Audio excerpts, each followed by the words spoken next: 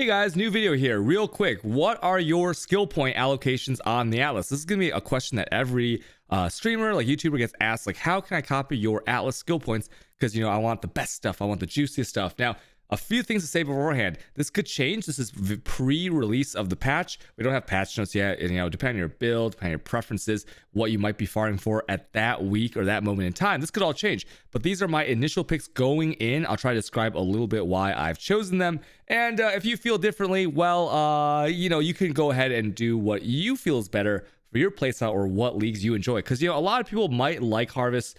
And then some people will hate Harvest. Some people really love, Essence maybe. I don't really like Essence, but you might. So like on this tree, Hayward hamlet, let's go right into it. And we have things focusing around Essence. That's the blue nodes here. The red nodes are Beyond. The greenish nodes on the left are Harvest.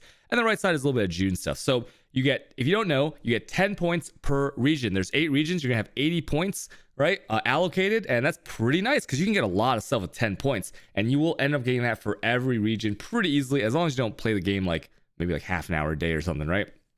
So where am I going to put my points? Well, initially, because like Beyond is more of like a headhunter focused thing, and it's like the juice kind of ramps up once everything else gets added to the map, like all the monsters, quantity, all the juice. I might delay Beyond until like the last like 4 points or so, because it won't, like, I won't have like the header until then. So I will probably put my first 4 points into Harvest. Now, if you look right here, Harvest is really nice because you know how crazy Harvest is. Early on, being able to add harvest crafts and kind of sell them as well if you get a good one, thorn weavers, tier 4 plants, etc.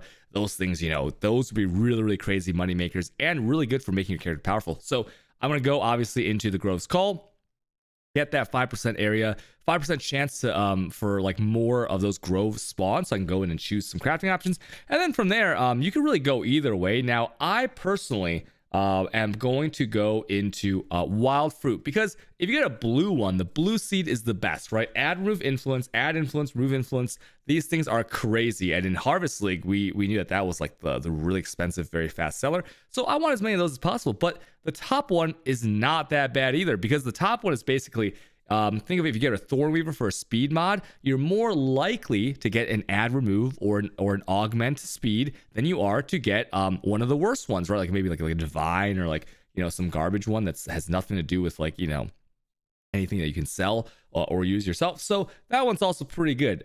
So I will probably go down into wild fruit first. Then I'll probably go either I will go Nature's Favor, or I'll go straight into Beyond, right? But I'm going to pick up Beyond. Beyond is mandatory. Like it is so good, because XP, loot, quantity, all the good stuff. And it just stacks up so well synergistically with everything else that's in this mapping league. So Harvest and then Beyond. Now, you might be wondering, well, what if you only take 4 in the Harvest? Where's your other 2 points? Well, the other 2 points, let's say you have 4 from Beyond, 4 from Harvest, whichever branch you want, you have 2 extra. Now, I don't think that getting like the Essence one is that bad, or getting another Harvest one is that bad either. I'll probably just go the Harvest one, but if you want the Harvest one or the June one, you can do that. Now, let me explain why the June one right here is bad. Because when you set up your house, okay, if you get 10 intelligence random to a house, you're gonna, half the time it's gonna go to a bad house, and you're gonna lock out that house, right? You don't really want to be funneling intelligence into bad houses. I have plenty of betrayal videos that I won't go into here. You can watch my other videos, but that's just like straight up bad and anti-synergistic for how people want to play betrayal at the beginning of the league. Now, there is one small thing to say about this, right? If you have a build that can farm Katarina and you want to do Katarina early on, you can absolutely do that, because maybe you get lucky with the Katarina drops. You can sell Katarina carries. Maybe there's a challenge around it. You get the Cinder Swallow for yourself. Soul Self-Found is pretty amazing. So you could do that if your goal is farming Katarina, because then feeding intelligence into any house is fine, because they all feed into Katarina. The top one here, bribery, is also bad because it is also anti-synergistic for the way that I'd say the majority of players who set up their betrayal board to farm the safe houses would play. And the reason for this, if you look at it, right? So when you bargain is always a right side choice. It's never a left side choice. So when you have bad house members to interrogate, you don't really want to bargain, right? You want to interrogate them to feed intelligence into the good houses. And if you have if you have like the good house members, it's pretty much the same thing. You might want to interrogate if you want to shift them around, but this is like going too much into betrayal stuff. It's just anti-synergistic. It's not very good. Maybe you get lucky with some currency ones with some veiled items early on, but overall, these nodes, the June nodes on the right side, I would just recommend against initially, especially if you're a new player, because you're not going to be dealing with beyond betrayal anyways in any capacity that will let you really min-max it, right? So you're way safer sticking to any of the things I discussed earlier. Okay, Tirn's End. So Tirn's End, the top node is about abysses. The left side over here is about invasion. Kick W, invasion. It depends what valuable means. We'll talk about in a second. And then the bottom here is some more deli stuff, and then the right side here is Einhar. Okay, so this is pretty crazy.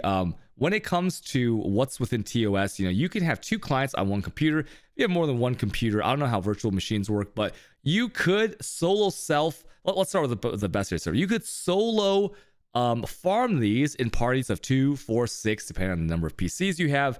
And it is kind of crazy, right? Because like the red beasts appear more, the yellow beasts have a chance to be red, things like the Kraychiks, the things like the Fenwell Plagued Arachnids, all the things that you can see on PvE Ninja that previously were really insane value, those things will be even more even more easily farmed, right? And then Harvest, has the Fenwell lures, the Kraychik lures, all the different lures and stuff. So this gets really crazy, especially since if you have a 5% chance for all the monsters with beasts, that means like every pack becomes a yellow red beast. So you can see how this like gets a little bit nuts for someone who wants to farm this. And you can already see how many of the good beasts that people were able to farm before without this. So with these 4 nodes, pretty crazy, right? Now, personally, I don't have the time to do that. I'm streaming. My computer can't even handle that probably. So I won't be choosing this, but this is a very good node if you know what you're doing these for. So what will I be doing? Well, I don't know what valuable item means when it says invasion bosses drop. So for now, invasion bosses are kind of a meme, right? They never really drop anything good. There's only like a couple of them, it's kind of like, oh man, this is kind of lame. So these 4 I probably won't be going. So that leaves me with I can choose 10 points between either Delirium and Abyss. Now, what am I gonna go? I'm gonna go Delirium because Delirium is just always juicy, right? Abyss, sometimes it's like lackluster. Sometimes the abysses you're waiting for it. You backtrack. Right, you have to go backwards to follow them. Sometimes the contents are dubious. You get some magic jewels, depending on eye level and stuff. So let's talk about Delirium first because I'm absolutely gonna max this out. So if you look at the things, it's just things about Delirium Fog that are really good for like this branch right here is early game. If you feel like your build is bad, you need more time, you can take this. But these 4 nodes are a no-brainer because like think about this, right? Faster accumulation of rewards, splinters, all that good stuff. That's so good. So you just get to this node. I mean, this one's fine as well. More chances of the mirror. And then from there, if you're a bad build, slow build, doesn't matter if you're having fun, of course. But if you need more time, you can take these 2 points. Otherwise, you're going to go right into the Abyss. Now, once again, I don't really like Abyss that much. But when we look at the numbers here, especially Lightless Legion. So going into there, you're going to get you can just get more monsters and you're gonna get Abyssal Depths. Now, Abyssal Depths is kind of weird because when you go into Abyssal Depths, the rewards from the Lich are bad, right? Tomb Fist, Light Poacher, shroud, the little shroud thingy, okay, whatever. But if you look at the price of these become like free. They're pretty much free. So if you want that, you can get it. Good thing it's only a 2-pointer because it leads to something really good. +3 to monster level means +3 to Abyssal Jewel level. So on T60 maps, really crazy. And you get more monsters for more XP and more pack size, okay?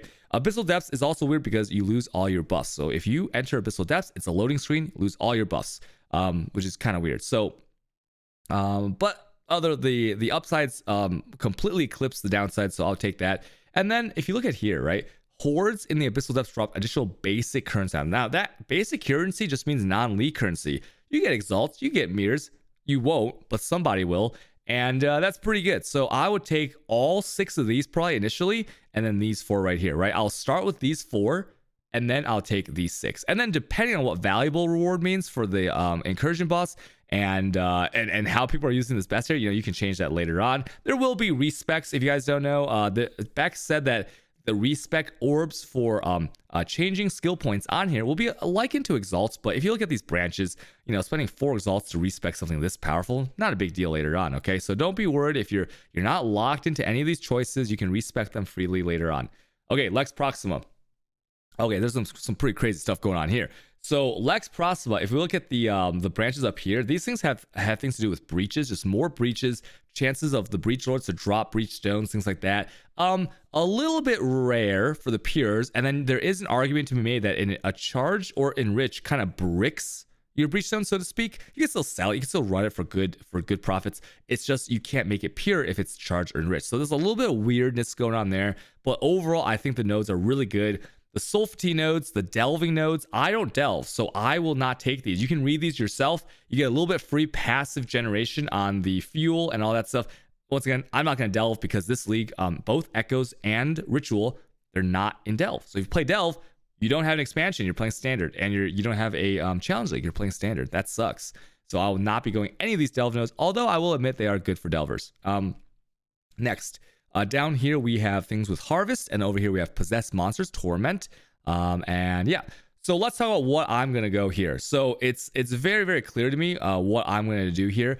Harvest is going to be insane. Harvest without any of the micromanagement, any of the crop management slash planting, and like the weird, the weird delays in you gotta run 3 maps to do it. You just get the harvest now. So I want all the harvest stuff possible. Okay, so what that means is that I definitely want this bottom stuff right here, because the bottom stuff is like you get things like additional harvest, so another thing to choose from, maybe more thorn weavers, maybe more primal rexes, maybe more bristle matrons. Really insane this league because of the master mission points, and then maybe if you get real lucky, maybe you get some of those what's the guy called, the tier 4 boss guy, I forgot his name, but the ad root of influence guy. Okay, so I just want more chances of more options of the good options. And then the Heart of the Grove here. Now, this one right here, the first line kind of sucks, because Heart of the Grove, Oshabi, there's no more like flowers, right? So Oshabi drops pretty garbage uniques, I would say. Like most people would say that they're not that great. You probably vendor them, or if you want to buy them, they're 1C each. Great. So you don't actually want the Oshabi fight. What you want is that second line, right? The chance not to wilt 10%. So if you guys don't know, if you didn't play Harvest, the way they've edited it into the game is that you will have probably like 2 things to choose from. Okay, now with this bumper crop, you might get 3. There might be ways to get even more. So you'll just choose one, and the other ones die because you didn't fuel it, right? Now with this line right here, harvest areas have 10% not for the unchosen crop not to wilt. You can just get that one too. You get more choices of crafting. That's pretty great. So that's a no-brainer right there, those 4 points here. And then the other 4, what I'm going to do is if you look right here, this invading force, think about how many breaches you encounter in maps. So I'm definitely going to take those 2 points, right? So that's already 6 points spent. The other 4 points, now I don't think that going within their graphs is a bad idea. I will probably go gatekeepers, and because I don't want to brick my stones, because I will be running some betrayal, I'll go gatekeepers with my 2 points, and then the last 2 points, seance or chance. I don't know how this is pronounced. It's chance. Up to 20 rare monsters are possessed. Now that is a huge amount of loot explosions, and their minions are touched too automatically. So no more like, do I chase this ghost? Do I wait for them to get in? No. And also the sextants that apply like up to 3 scarabs or whatever, those are automatically going to be activated. You don't have to reroll those anymore. Pretty fantastic, right? No counterplay there. So that's what I'm going to do.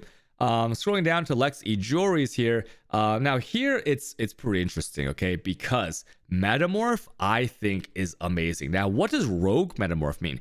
Rogue metamorph just means that all the organs are already done. Like the metamorph is already spawned, so you don't have to like pick the options. It's just there, and I think that's sick, because think about how many exalts, how many good items you get from metamorph. That's fantastic. So 2 points in there, no brainer. Now this one I was kind of freaking out about on stream right here. Okay.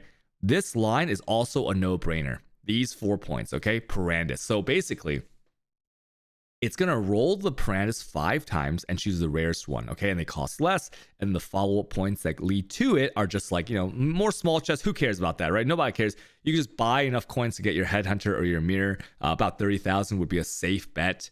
Well, maybe a little bit less because you have this 20% less cost, but you just buy the coins for like, maybe 1 or 2 exalts off the PoE trade website, or pathofexalt.com/trade website, and then you're good to go forever. And every map in ejoris has a chance of Parandus. Now, if you put a Prentice Scarab in there, which is 33% per level of Scarab, so you use a Rusted, that's like 2 ouch, right?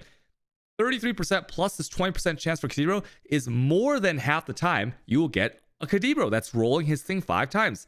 That's nuts, okay? Because I've gotten multiple headrunners from this guy, but if you don't play as much as me, you will still get Shavs, Combs, whatever like of those like tier 1 uniques that you'll see show up from time to time. You'll definitely get those. So those is really, really crazy. So I would definitely get the 4 points in here no matter what kind of player you are, as long as you're going to maps, of course, because that kind of value will be unprecedented, right? Because I'm guessing that like these areas, right, that have apprentice chest, if it's a div card chest, it's always going to be good. If it's a currency chest, always going to be good. Apprentice spawns, oh man, it's such an exciting time to click on him and know that he's going to have a more valuable option than normal. I think this might be one of the sleeper most OP nodes in the entire game currently, from how many apprentice I've done. And you know, it's going to be really crazy how much gear people get out of this. Okay, so 4 points here, 2 points here, you got 4 points left. What can you do, right? Well, you can have layers of delirium. You can have like generate additional tiles, right? If you think you can clear the delirium with your build fast enough. And then you have stuff like here. This is like this is Alba stuff. Now they're all really good. I think these are all, and it's kind of tough to just choose one. But I would choose here if I had to, right? What I would do is I would choose pathological 100%, because the maps, think about how many maps drop when you're juicing your maps, and then each of those maps can have a chance to have, you know, maybe between 20 and 100% delirium, and that's just free loot that you're gonna get automatically for future play. Whenever you want to run delirium, boom, you have a free one. And then if that map is part of another region, because this isn't the only region with delirium, right? If it's part of another region with delirium skill tree, then it's kind of synergistic. So that's pretty good there for 2 points. And then the other two, what I'm probably going to do is I might actually do the rewards are double, just because of the number of exalts that can drop from it. You know, I really like that, but it might make it a little bit hard. So if you don't like these two nodes, you can go with persecutory delusion. That's nice. And then also compulsive hoarder, right? Either of those are fine. That's my picks. Cairns. Okay, let's talk about this. Now, this beyond tree is really insane. Okay, this beyond tree right here has a more multiplier both to the number of portals that will generate, which lead to more monsters, and then the radius. So you're essentially like making it so that packs that are further away from each other might be able to spawn the same amount of rare magic and unique beyond monsters. So this is just a no-brainer right here. You're gonna take these 4 no matter what, and you will never ever switch off of these, okay? Like ever, because it is that OP, and you have to remember that this is always on. Some of the things are like RNG based. This is always on. You can always roll beyond on your map to add to it. You can always roll the sexton if you want to add to it. You can always do fractured maps if you want to add to it. You can put beyond on the map device if you want to add to it. It's gonna be pretty ridiculous. Okay, and then you have 6 more. So here's where I'll digress from the norm. Most people like Legion, right? And I like Legion as well, but I think I personally think that this Alba one is really crazy for 4 points. Okay, and the reason for that is because you're a lot of time gonna shoot from a tier 1 to a tier 3, right? Or when you need to change, right, to a fresh room, it'll be a tier 2. And that leads, I can't tell you how many times you've been like, you know, I was a rank 2 from a Doriani's Institute. I was rank 2 from a corruption chamber, right? And now you're gonna get way more of them. So I think that for the stability, this overall things you can sell to make money off of, or use for your own gear to make your character more powerful, I think that the going for contested development is just ridiculous. Okay, it's a little bit confusing, the wording, but basically just think of it as like most of the time you can get additional tiers, right, depending on what stage you're at in the room. Really, really good. Now we have 2 points left. So what I would do here is I'm going to stray away from the Legion encounter, and I'm going to go with cultural advancement, because you have to remember there's 3 incursions in each map, and there's a decent amount of monsters in each incursion, right? And they can spawn beyonds.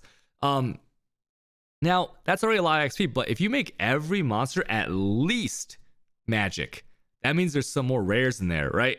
So this is completely insane in terms of the quantity, because white monsters really drop nothing. If you can turn any set of monsters, let alone 3 entire incursions, into at least magic, you are looking at way more loot, way more XP. What a crazy league for XP. That's all I'll say about it. You're probably gonna have like 10 level hundreds. So I'll take that as well. So that's my 10 points right there. Once again, if you feel like something else is like more fun, like strong boxes or the Legion ones are pretty badass. You can go and take those.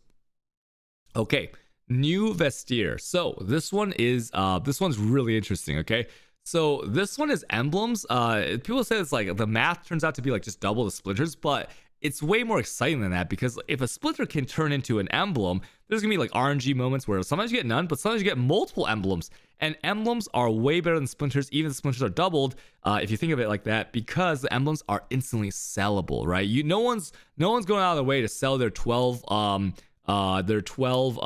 Templar splinters. No one's doing that, but people will instantly buy a emblem. So this is a faster upfront delivery of your currency, really good. So I probably will be taking that. The Sulfty nodes, once again, I do not delve. I don't really like delve personally, so I don't go any of the Sulfty nodes. I'm going to ignore those for now. So I have 4 points into emblematic. And then if you look right here, this high value targets is pretty cool, right? Because what this means is that high value target is like sergeants have reward icons. Reward icons can be things like exalt, it can be things like headhunter, maybe if it's a unique one. It's just more like juice, more excitement, right? Because at a certain level, when you have enough money, you're looking for that big jump in value, right? You don't want to do something that's like, oh, I can make 10C, 5C, 5C, 5C over time. No, you want something that's like nothing, and then bam, you get something huge. So that's why I really like that, and that's 6 points right there. The other 4 points, something that I really think is kind of cool is this abyssal thing, right? Because even though I personally don't like abyss that much because of the backtracking, if you look at the numbers here, when you're going for things like numbers that rely on monsters and quantity, these are things that will almost always be worth it in terms of your time and like just investing in them, right? Now, if you look on the right side, what are our other options besides like delve and this, right? It's rogue trader and more exiles. Now, exiles kind of suck, even if each exile has a reward icon on them, and to get more exiles you need to put more juice on the map, which you will, but I don't think it'll stack up to things like Tros have 200% increased item quantity and +3 to the level of them, so better abyssal jewels, and things like dropping an abyssal socket, which takes up a suffix but still pretty insane on some items that people can craft on. And then also increase XP and 100% more monster. That is a true doubling of the monsters.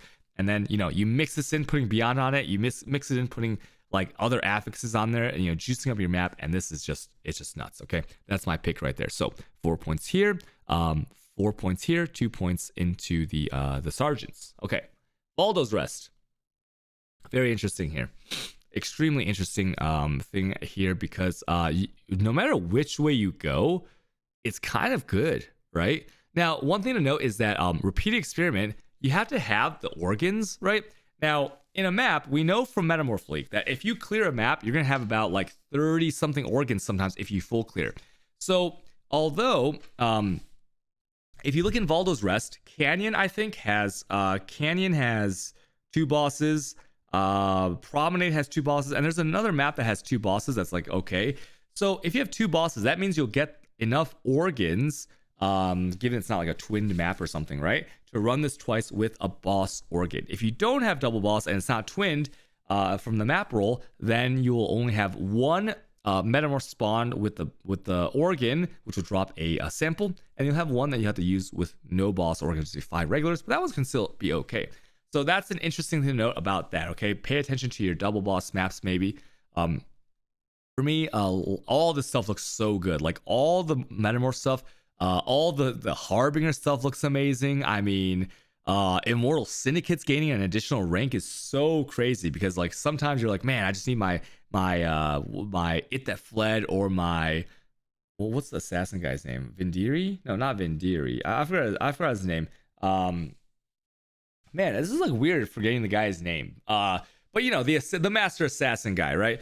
And so that is good. And then also on the flip side, when you interrogate bad house members to feed intelligence to your good houses, and they're like close to the danger zone, maybe they're like level 1 or something, having them boost up instantly 2 ranks is insane. So I personally have to take, because I love betrayal.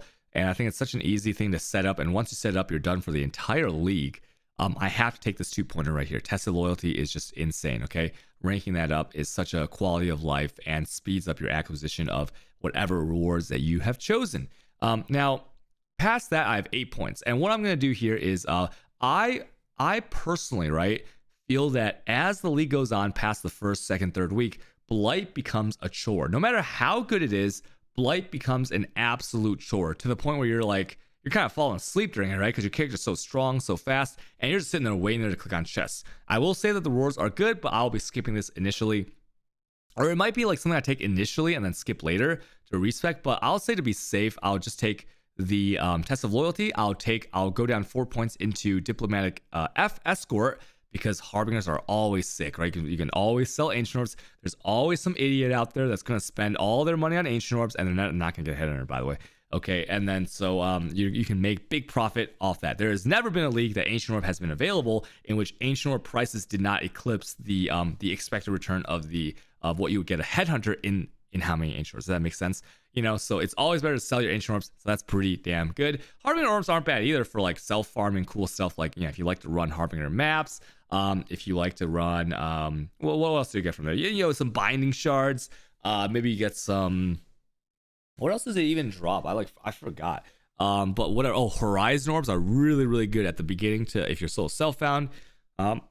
Even if you're not solo self-found, right? To like switch over to the maps, so you don't have to buy them from the trade site, because buying maps individually from the trade site, or even using that live trade site, is it's pretty bad, guys. It's pretty bad. So that's fantastic right there. That's 6 points. Now 4 points. I am most likely going to. Oh, you don't want to take gut instinct, okay? Because the same reason I explained above, it's gonna scuff your betrayal board. So don't do that. I will definitely take intrinsic darkness, because metamorph is amazing. And if you do think about it like this, additional chance means added on top. So if it's a 10% chance of spawn, it's now 20. Metamorphs shows you where the monsters are in the map. So why would I want that to occur more often, right? So I can just heat seek like all the wall hack all the mobs, okay? And then from here, depending on how repeat experiment feels versus high yield, I'm gonna go either high yield or repeated. Initially, to be safe, maybe repeat experiment, because I'd rather have a 5 white organ boss than this thing, because I found down here high yield, I never really went to the lab. Like, it just felt bad. So and getting all the samples together felt really bad and slow. So I don't really like that. So I'm gonna go with probably repeat experiment to start. Okay, Lira, arthain, the last one. So this top thing has to deal with once again, it has to deal with blight. And then the bottom thing here, this is this is good. Okay, so heist, no matter how much you might not like heist money per hour and the rewards that you can get from it are insane, and it's free. You don't need to do anything. You don't even need to ouch the contract or anything. You just go in and you just do it, right? And it is one of the most efficient and the most lowest micromanagement needed of any of them, besides maybe the grand heist later on. But that's fine, because look at this. You have a chance for grand heist to be completely revealed. So you don't need to farm with the coins. You just wait until it procs the revealed blueprint and you run that one. So I am definitely going to take the inside job. It seems so good, right? 10% chance to proc 40,000 coins or something, basically, is what it reads as. So that's really sick. If you look at the other nodes, now Einhar is kind of cute, right? If you're an Orobot build, they don't nerf it. Einhar might be a battle pet, right? He might be like a summon build, because you can use Bestiary Scarab to automatically summon Einhar every map if you want, every single one. Or you can use your missions from the right side of the atlas to proc them on every single map. So this actually might be a possible build, an Einhar build, where you're the Orobot and Einhar kills everything for you in the map. Okay, we'll see how that turns out. It's cute. Nice little flavor text there too. Okay, and then in terms of the beast, this is also really sick, because you just get better beasts overall. Pretty awesome there. And then over here we have more breaches, and then we have things like rare monsters and breaches, and they open faster and stuff. So besides the 4 points in inside job, what I'm most likely to get into, because once again, blight gets worse and worse as the league goes on, right? In my opinion, I'm probably going to take the breaches, because I just remember from playing the game for so long that I'm always in breaches. I'm always experiencing breaches. I'm always seeing breaches. I'm always like seeing like, you know, I'm like, oh man, it's so slow. It's like, oh, it opened in a corner. Oh no, like it opened in a corner. So it's scuffed, but it's a Chayubi breach. So now they'll open faster and more rare monsters, and they're pretty awesome. So that's 4 points. And then the other 2 points, I would say the other 2 points don't really matter. I'd probably just put it in, if I'm thinking about like the most value, then maybe I'll just do maps found in an area have 10% chance to have an additional blight encounter. So spores on the wind. The reason for this is because it is a free little bit of juice that's always going to be on the maps you drop, right? Think about how, once again, think about how many maps you drop, and then think about, of those maps, 10% have an additional blight encounter. Yeah, sure, why not? If you want to do it, you can do it. If not, you don't have to run that map either. So so I think that's like the best course of action. So that is all my initial picks for skill points based on how I play and how I like to map and the leagues that I've enjoyed. If you have any suggestions, or like you like see some kind of like crazy synergy or interaction that I haven't really thought of, or that might work better for like your player, you go ahead and tell me in the comments maybe. And because there's, you know, there's so much shit going on here. There's so much in this current league or this upcoming league that there's no way one person can think of everything. And so many of these things are subject to change, buffs, nerfs. They might interact in a way that we did not expect. So things will change as the league goes on. Hopefully these preliminary picks have helped some of you decide, or maybe see my reasoning around why I picked them, and I hope you use that to have more fun in the coming league. So that's my video. Thank you guys for watching my video. I appreciate you guys like the video. You guys can like, comment, and subscribe. Click on the subscribe button. And I stream every day on twitch.tv/qdog_, usually in the evenings around 8 p.m. Central Chicago time. And all right, thanks for watching my video, guys. Bye. I'll see you guys later. Bye.